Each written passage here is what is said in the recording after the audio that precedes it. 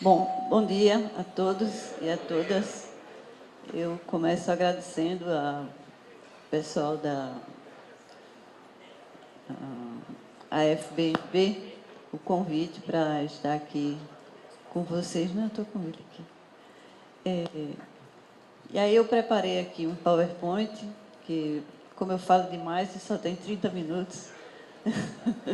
Vou ver se eu me disciplino por aqui, né? Para mim é um prazer estar aqui novamente com vocês. Zilana estava me mostrando aqui uma foto nossa, 14 anos atrás, na mesma reunião que vocês estão tendo hoje, não é? Então, para mim é sempre um prazer voltar aqui. Aí a gente não faz mais conta, né? Mas eu acho que o tema foi importante. Quando a presidente foi me convidar, eu digo, bom, com esse tema não dá para deixar de atender vocês, né?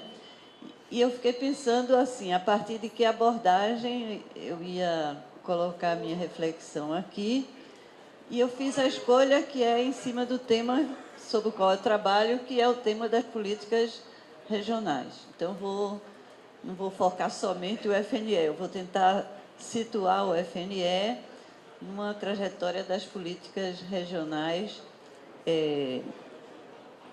seguindo esse roteiro aqui.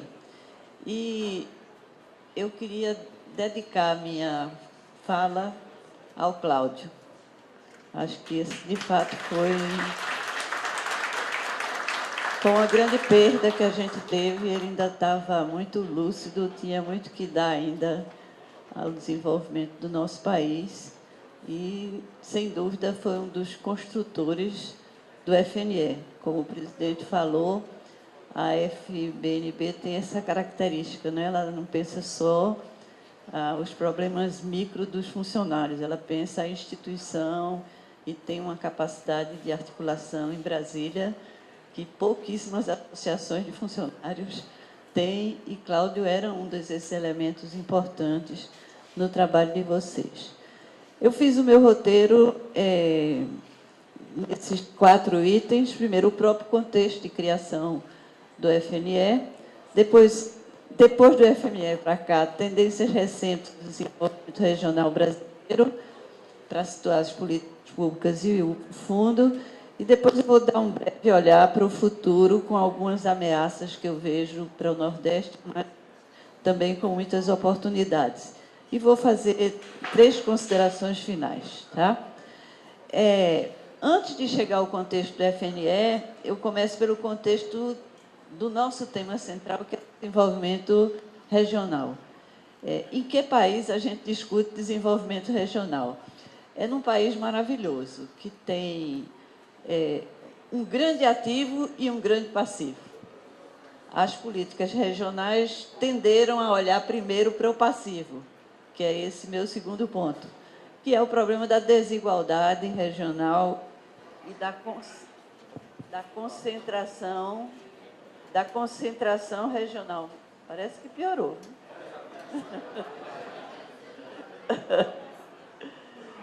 Da concentração, mas eu gosto de começar pelo ativo, que é o grande ativo brasileiro, que é o da diversidade regional brasileira.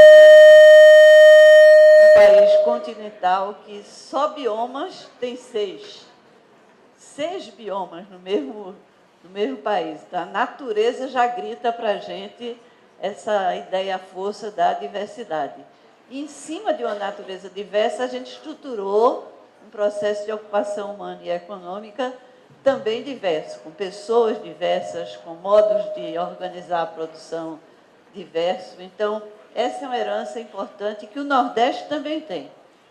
O Nordeste é uma criação recente. Esse mapinha aqui é uma criação recente, não é? É uma criação de Celso Furtado, na verdade. Até ali, a Bahia era leste e o Maranhão era meio norte. O FNE tem um pedacinho do sudeste, né? Então, essa é uma criação recente e o processo de ocupação humana e econômica é muito diverso. Então, de certa forma, o que a gente chama Nordeste é uma abstração porque quando a gente mergulha no Nordeste, a diversidade é fantástica, e esse é um desafio importante para o FNE, né? Dar conta dessa diversidade nordestina. O segundo é a herança da concentração. E temos duas, não temos só uma. A concentração no litoral, que também é nordestina. Então, o Nordeste é uma abstração também desse ponto de vista, porque aqui dentro também tem uma concentração, porque o processo histórico de ocupação veio também do litoral. Então, é brasileiro e é nordestino. E na metade do século XX, a concentração econômica no Sudeste. E isso deixa uma marca para o país importante e que afetou principalmente o Nordeste. Naquele momento, essa escolha, entre aspas, de concentrar o processo de industrialização numa única região, afetou principalmente a gente, e é ali que a gente começa a discutir com muita força a questão da desigualdade regional e das políticas regionais, tá certo? Nos meados do século XX, então, tem essa herança importante desse Brasil que persiste até hoje. Qualquer mapa do Brasil que a gente faz, ele tem essa configuração aqui. Tem uma porção do Brasil aqui e outra porção do Brasil aqui, da qual nós fazemos parte. Eu tenho uns 50 mapas e os mapas aparecem do mesmo jeito. Até o mapa eleitoral hoje segue isso. O Nordeste tem uma cor e o Sudeste e Sul tem outra cor, né? Então, aqui é onde está um momento importante do debate sobre as políticas regionais. Então, essa concentração, ela trouxe esse debate com a criação do banco, primeiro, depois da Sudene, que terminou sendo a Sudene dos incentivos fiscais. Embora a origem dela não era essa. Quando a gente lê o projeto da Sudene de Furtado, não tinha incentivo fiscal. Né? Mas, infelizmente, depois os incentivos ganharam uma importância grande.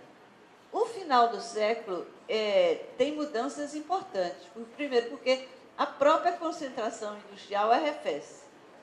Todos os nossos estudos mostram que o auge da concentração é os anos 70.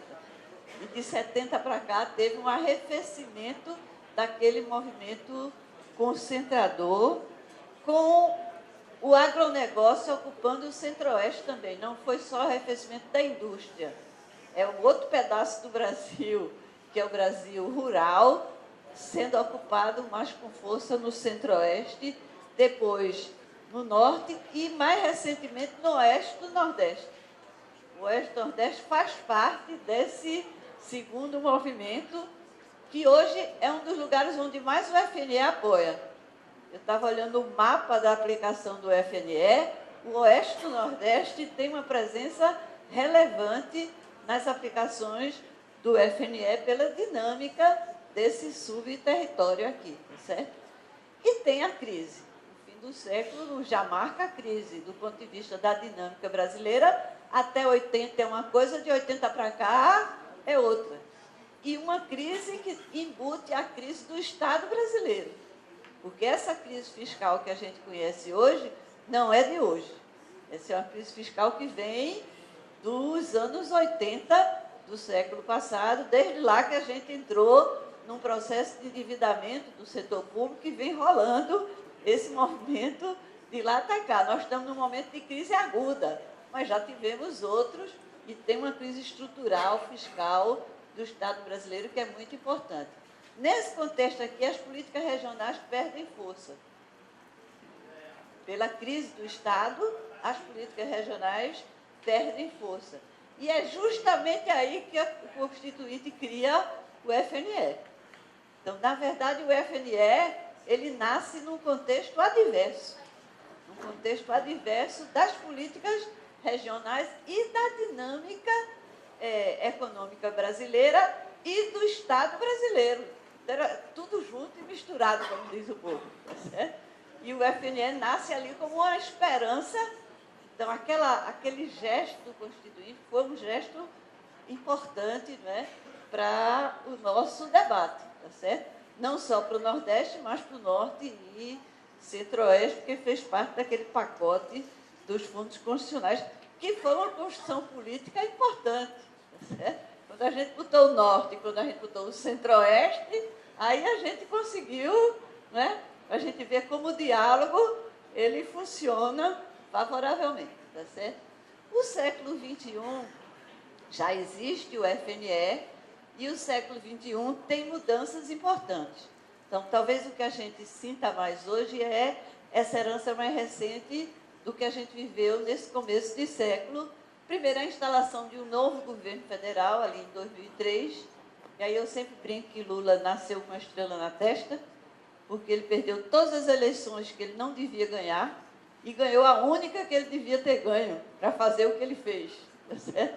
Porque ele pegou uma janela de oportunidade desse tamanho e aí ele pôde fazer um experimento interessante que a gente viveu nesse momento, tá certo? Ele pegou essa janela de oportunidade do boom das commodities que facilitou a gente viver o que a gente viveu, o que ficou na memória da população.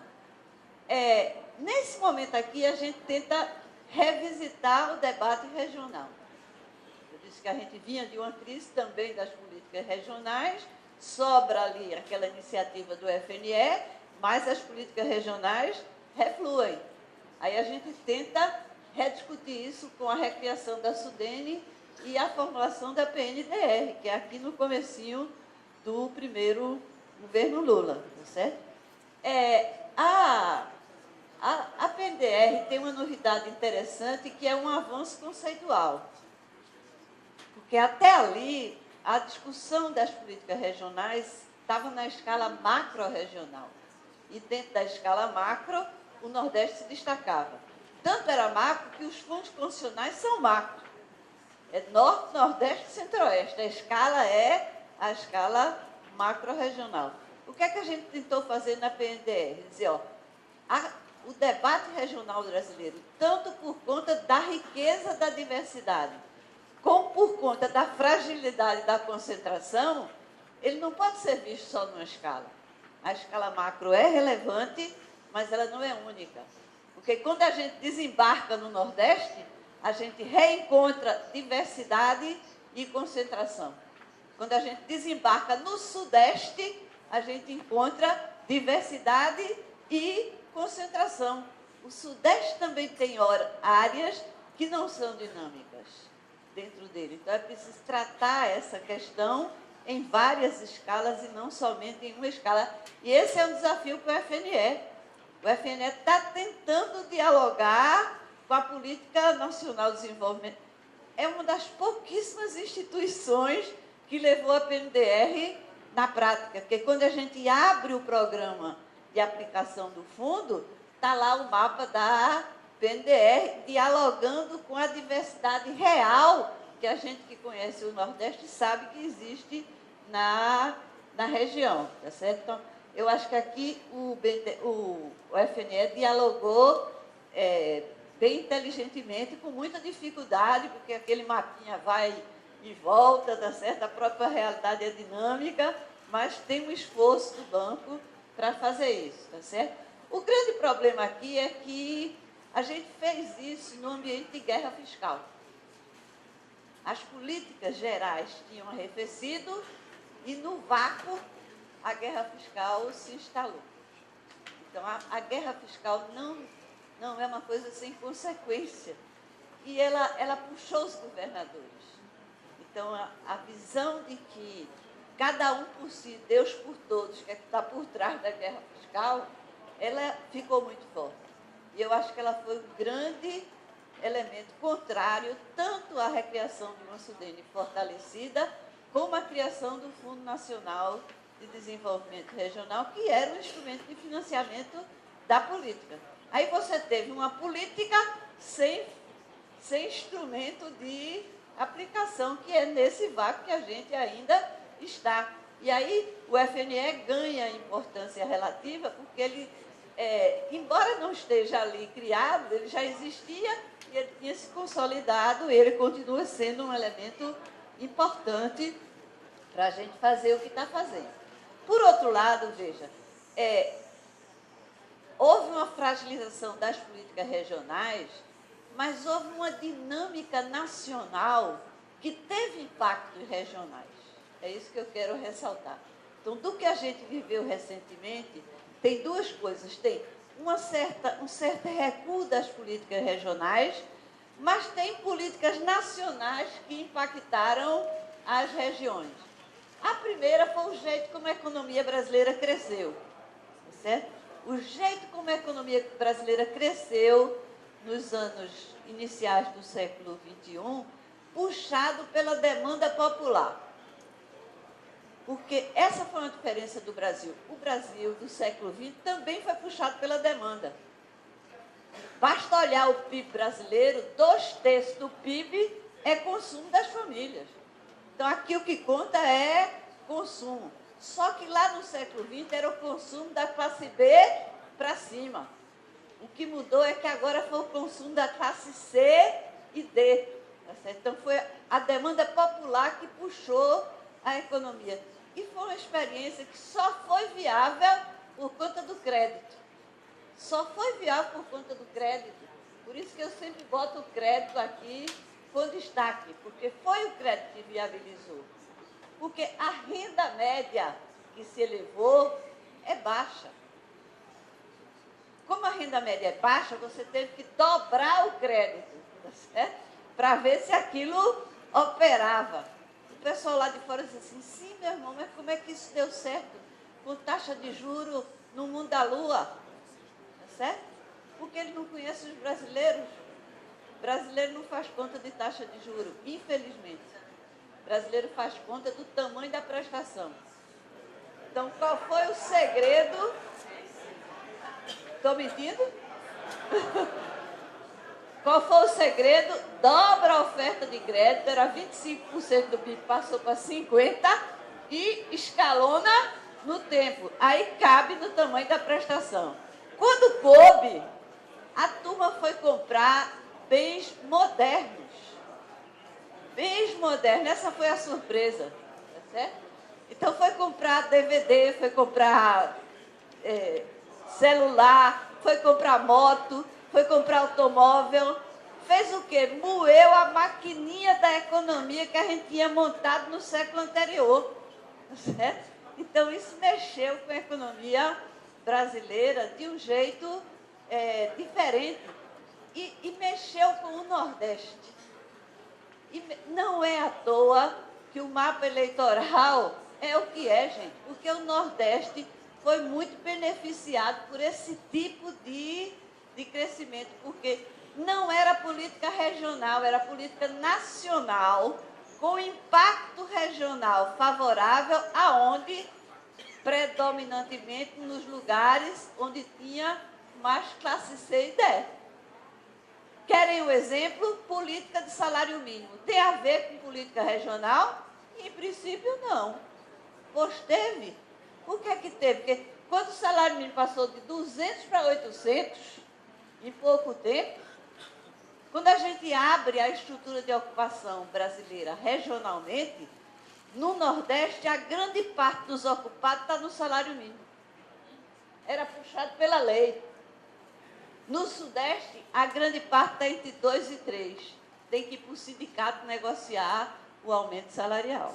Tá certo? Então, aqui foi na veia. Na veia. E ainda tinha o Constituinte antes que tinha estendido a Previdência ao mundo rural, que paga salário mínimo. Tá certo? Ainda tinha BPC, que paga salário mínimo. Tá certo? E o povo dos jornais do Sul ficam perguntando que o que aconteceu no Nordeste foi Bolsa Família.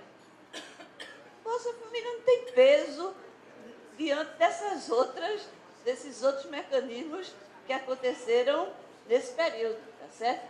Então, isso foi muito importante. Com o alerta é que melhorou a pobreza, mas não melhorou muito a desigualdade. Nem a desigualdade social, nem a desigualdade regional. Teve um impacto muito importante, mas o Nordeste era 12% do PIB e hoje é 14%. Melhorou um pouquinho, mas 14% do PIB para uma região que tem 28% da população, continua tendo o embate regional. E esse é um dos argumentos para manter o FNE. A macro-região ainda precisa ser uma escala de prioridade e a gente ainda tem um hiato macro-regional no Brasil inexplicável. Inexplicável. Portanto, não dá para aceitar que isso foi resolvido, tá certo? O que eu estou falando aqui, é isso, é que as políticas explícitas regionais perderam força, mas o que nós na academia chamamos de política regional implícita ganhou força. Querem outro exemplo, além do salário mínimo? Educação superior, que para mim é um dos exemplos mais importantes do que aconteceu recentemente. O que é que aconteceu recentemente?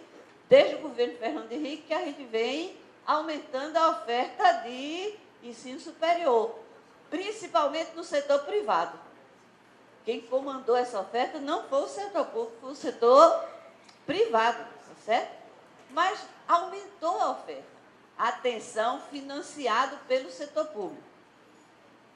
Né? Os liberais não gostam que a gente diga isso, mas porque nossos liberais são muito interessantes. Muito interessante, muito interessante. Eles querem privado, mas financiado pelo setor público. É o exemplo do ensino superior. Quem financiou o ProUni? Renúncia fiscal. Quem financiou o FIES? Né? A Caixa Econômica, e agora inventaram que é o Banco do Nordeste. Então, essa é uma mudança importante, porque é um investimento em gente qualificada, certo? Uma das coisas que mudou no Nordeste recentemente, favoravelmente, é a interiorização de nossas universidades, é a interiorização do ensino superior. Isso é oportunidade para gente que não teria oportunidade para chegar ao curso superior.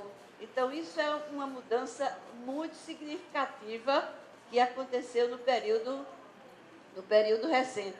Esse mapinha que eu estou deixando para vocês mostra os dados e o mapa fala por ele mesmo, né? Esse mapinha do ensino superior do Nordeste, todo pinicadinho agora de escola de ensino superior, é uma maravilha, gente.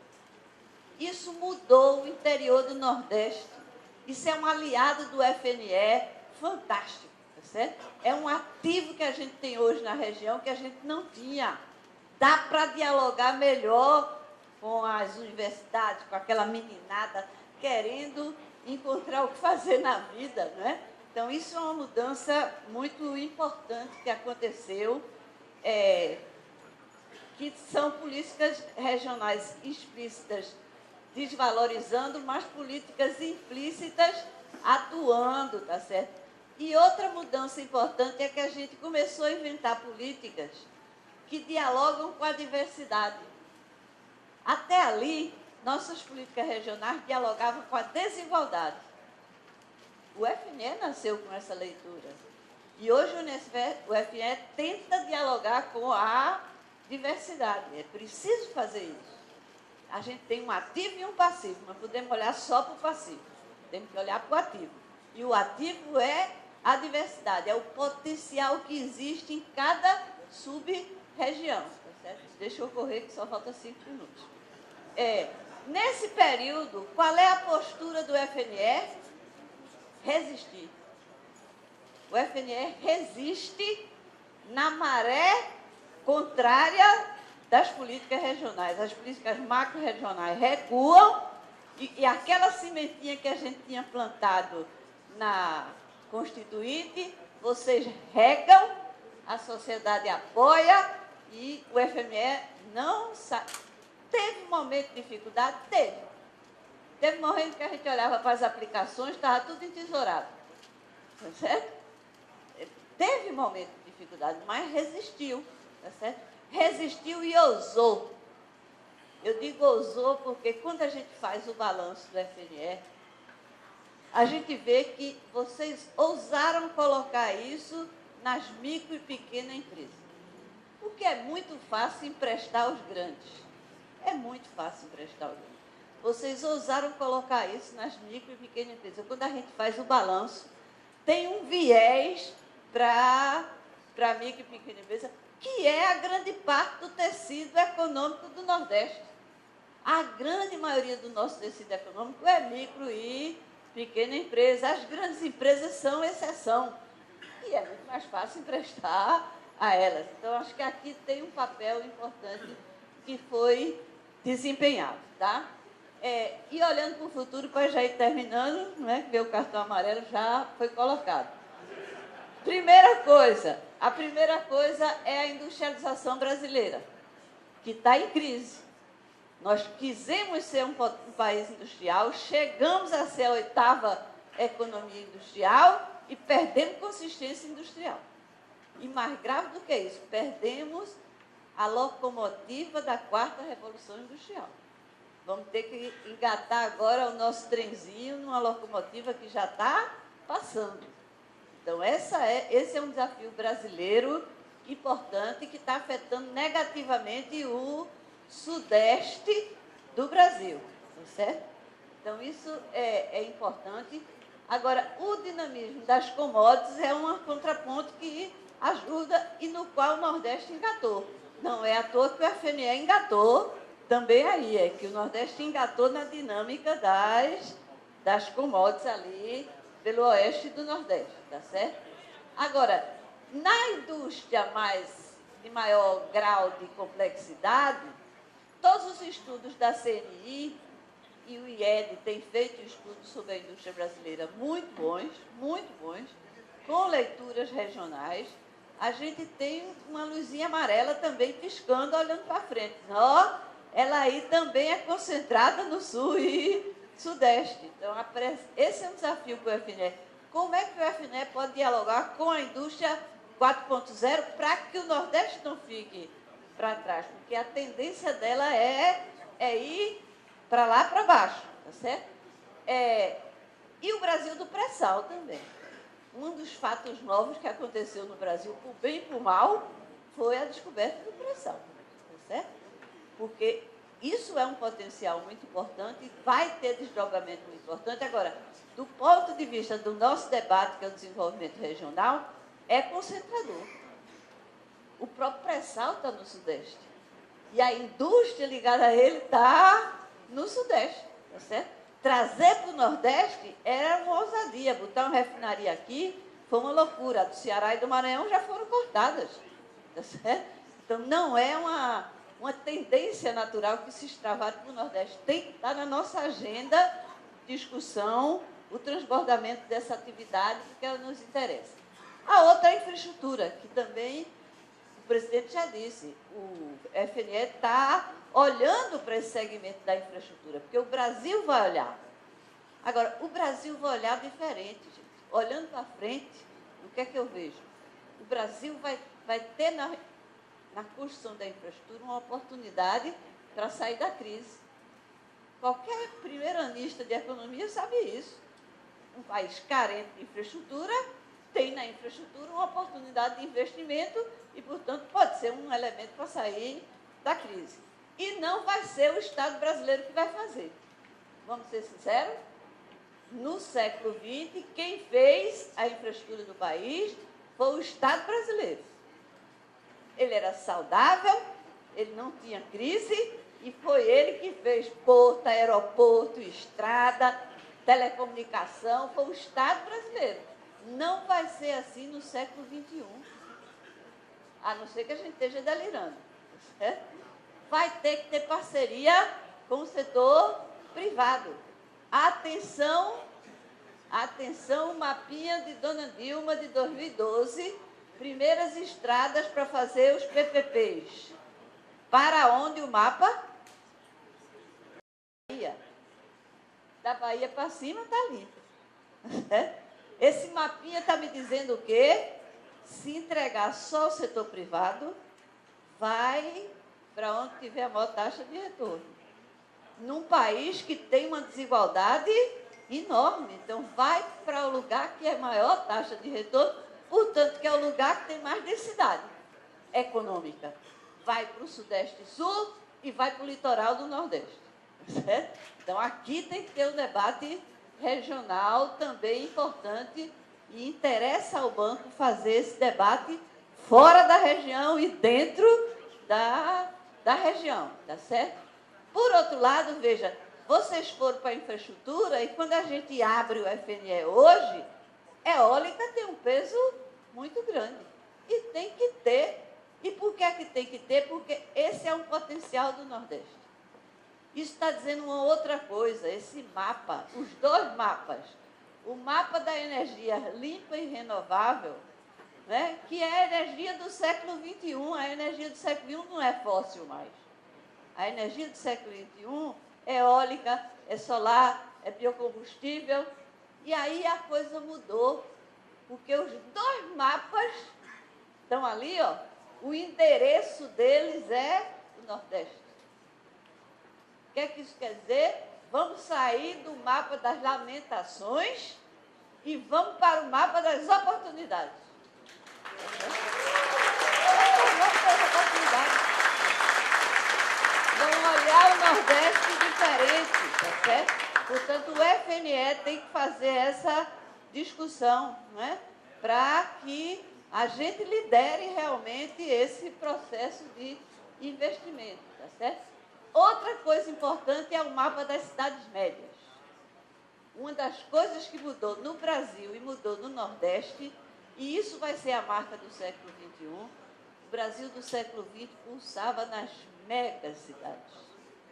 O Brasil do século XXI está pulsando nas médias cidades. Né? Gente, eu gosto de andar no Nordeste, é impressionante o que aconteceu com as nossas médias cidades. Elas mudaram completamente. Então, o FNE tem que olhar para as médias cidades, tá certo? Elas estão clamando por investimentos, tá certo? E ali tem uma oportunidade de fazer um tecido urbano melhor do que o que a gente fez no século XXI. No debate a gente pode falar sobre isso. E aí, para fechar, eu chego às minhas considerações finais, que são 3. Primeiro, o momento que a gente vive é um momento difícil, porque é um momento de incerteza. A eleição está colocando uma incerteza, que é qual é o rumo estratégico do Brasil. E o Brasil está nesse momento. Aquilo que a gente fez até aqui tem que ser reanalisado, porque o mundo mudou. Então, o grande problema do Brasil hoje é qual é o nosso projeto estratégico. Nós tínhamos um projeto estratégico no século XX. A gente queria ser um país industrial, ponto. Acontecesse o que acontecesse, a gente queria ter um rumo estratégico. Qual é o de hoje? O mundo mudou muito. Há mudanças profundas de 70 para cá no mundo. Então, tem um debate brasileiro que, infelizmente, é a crise que a gente está vivendo, que são várias. Não é uma crise econômica só, é uma crise econômica, é política, é ética, é tudo que vocês queiram. Ela está nos puxando para a conjuntura. E a conjuntura está nos dificultando a fazer essa discussão mais estratégica de qual é, na verdade, a nossa no século XXI, tá certo? E tem uma ameaça aqui do risco de uma vitória liberal, que eu considero uma ameaça. Para um país como o nosso, essa visãozinha liberal que está por aí, ainda bem que eles anteciparam e a população percebeu para onde é que ela nos leva. Eu acho que essa é a vantagem desse momento que a gente está vivendo. Aliás, Fran estava me mostrando uma entrevista de Tasso, dizendo isso, né? O grande erro estratégico do PSDB, certo? Foi ter ido com muita sede ao pote na hora errada, certo? E a população percebeu que esse negócio da ponte do futuro não leva para o futuro. Não leva para o futuro. As pesquisas eleitorais estão dizendo isso. Então, mas tem um risco. Tem um risco que essa visão tem força no Brasil. Mas hoje mesmo eu estou mais otimista, porque as pesquisas estão me dizendo que Os ultraliberais estão lá na rabada das pesquisas. Tá certo? Pode passar. E dentro da proposta liberal, alô BNB e alô FNE, porque o que estão fazendo com o BNDES é uma ameaça. Tá certo? Então, se essa linha for vitoriosa, podem preparar a luta, porque não vai ser pequena, tá certo? Mas eu acho que não vai ser.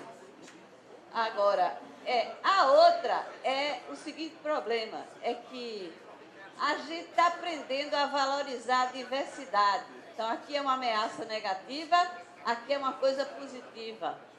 O Brasil está aprendendo a valorizar a sua diversidade regional, certo? Então, acho que isso é uma contribuição importante que o FNE pode dar. E aí eu vou fechar falando do FNE. Primeiro que o presidente já falou, é muito dinheiro, gente. 30 bi é muito dinheiro. 30 bi é quase 4% do PIB do Nordeste. Qual é a instituição que tem um instrumento desse na mão? Hein, presidente? Eu não conheço. Para fazer política regional com 4% do PIB na mão, tá certo? É muita força. Tá certo? Portanto, vocês têm muita responsabilidade. Tá certo? O que eu estou dizendo é isso, é que a responsabilidade não é pequena porque o instrumento é muito poderoso. Não consegue aplicar por causa da crise. Tá certo? Mas quando sair da crise vai faltar. Tá certo? Então tem que preservar isso porque é importante. É só para o setor privado, mas é importante que seja para o setor privado. Uma das fragilidades nossas é o tecido privado insuficiente da região. Agora, financiar ensino superior privado com FNE, eu sou contra. Tá certo? Tiraram de nós mesmos.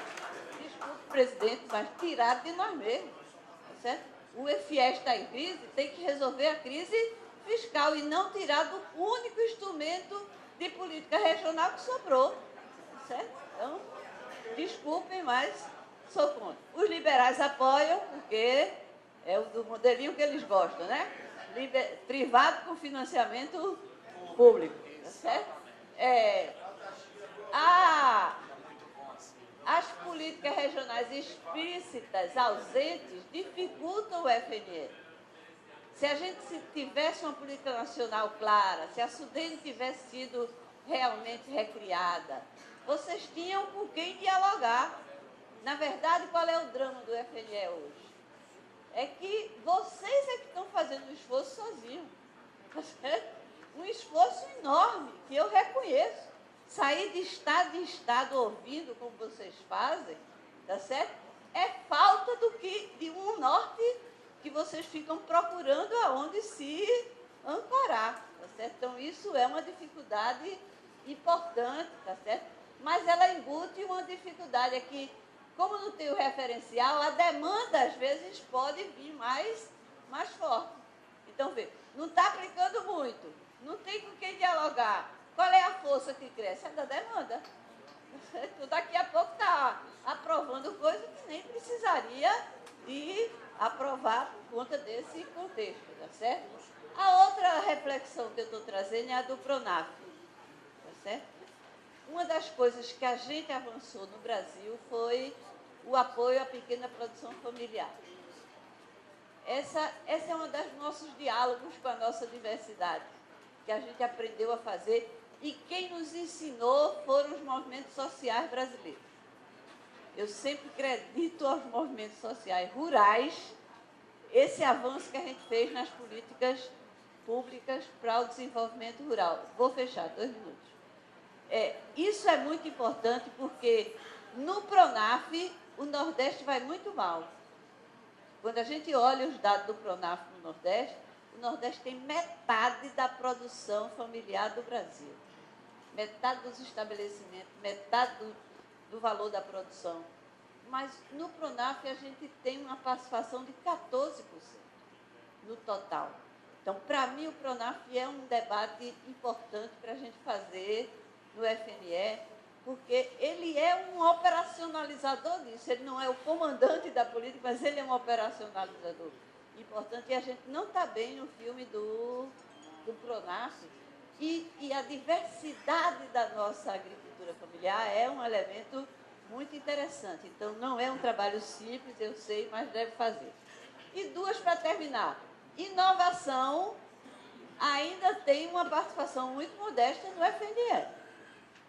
Eu entendo que não é fácil, eu entendo o esforço que vocês fazem, mas somente 3,8 bi nos 30 bi, né, já é alguma coisa, um pouco mais de 10%, mas a pedra de toque da mudança para o século XXI é a inovação. Ou a gente aprende a fazer isso, ou a gente estimula a fazer isso, e o setor privado no Brasil precisa fazer. Então, esse é um desafio que a gente tem que botar na nossa agenda do FNE, daqui para frente, como a chamada economia criativa, né? Esse conceito de economia criativa, na minha visão, tinha que crescer no FNE. Porque, de novo, aí, além das... E eu termino com isso. Além das energias renováveis, o século XXI é o século da economia criativa.